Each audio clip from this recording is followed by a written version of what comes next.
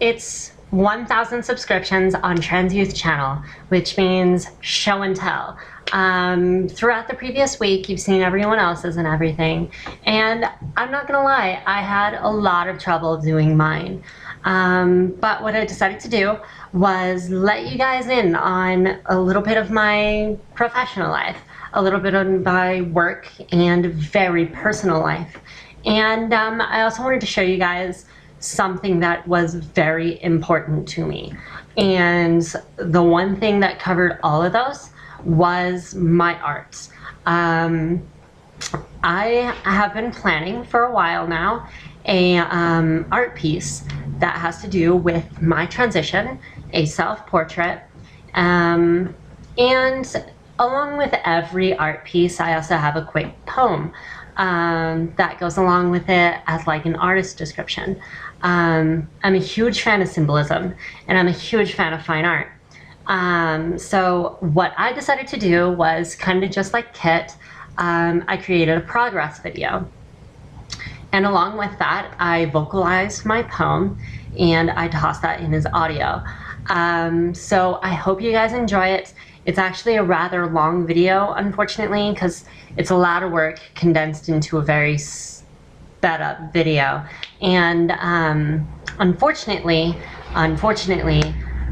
because it is a lot of work, I didn't have enough time to finish it. So I think what I'm gonna end up doing is calling this video part 1. And then I'll do this in 3 parts, because it usually takes me 3 weeks.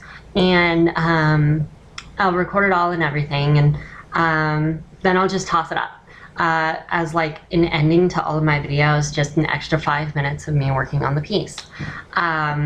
So that's really cool, and that's really good.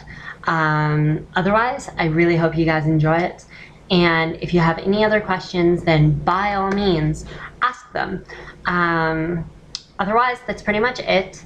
And I guess I'll just stop babbling and leave it to the video production, right?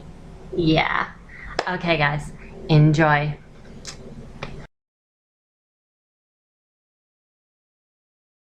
I liken it to a werewolf, the way a lion's strike leaves a venom. A potent strike may leave you dead, but when one can overcome, it changes one from victim to headstrong. He simply looked at me, and that killer moment of silence left me in a horrid suspense. A strike that will kill you, lions possess. One that will leave you cold and breathless, ashen white, and staring at the blurred image of life on the cold, hard hearth, or wherever the lion chooses to strike. His roar struck upon my chest. The thrust of a lion's paw fell upon my heart, left me dead, and he himself left. Those words he used to infuse his venom still play in my head. Soon after a lion's strike, the venom begins to consume and leave its victim an ultimatum.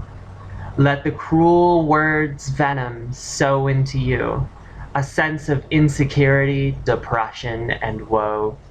Or let the venom breathe back into you your own roar, your own power, and allow yourself to grow. I haven't talked to my father in a year now. Provided the victim's answer is their second option, there is, like a werewolf, quite the curious transformation, one where pain, agony, and violation, sadness, anger, and trepidation form into strength, power, and validation, loyalty, royalty, and leadership. I survived after he left me mentally stricken with a lion's claw, but his words left the venom to floor me and infect me, and it showed. But now the anger has been replaced with a power, a courage, or a type of vow to never once lay upon the ground and leave my heart open for another to strike down. A lion's venom often leaves the surviving with a power to live through anything. But the wound left by the lion's strike remains a memory scored into the courage of those who suffered it, but went on living. I would immediately kick you out if you were gay, but I simply can't live with your lifestyle, he goes on to say. I am disowning you once you move, and that precise moment is when, upon my heart, I remember his venom invades. After the venom has spread and set itself in, there is, like a werewolf, quite the curious transformation, one where pain, agony, and violation form into strength, power, and validation, loyalty, royalty, and leadership. It has left me strong, though, as a lioness wielding the power to forego this tragedy and leave a scar I proudly show. I'm glad I told him. Dad, I want to be a woman.